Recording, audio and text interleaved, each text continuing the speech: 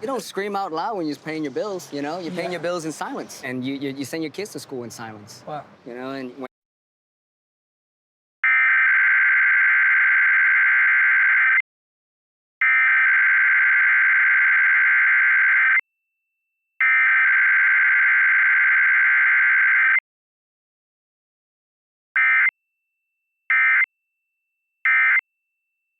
Sure. It's just the flavor profile. Growing up Vietnamese, and especially in this city, I don't think I've ever been privy to a bland food before.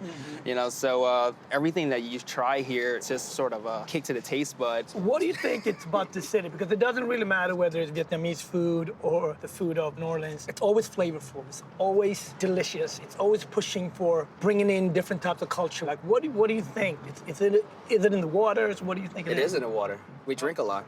Yeah, it's a city where we really just revel in the little joys. Yeah. You know, because there's just so many communities here that are very low income. The luxuries that you do have are just very tiny and Yeah. short.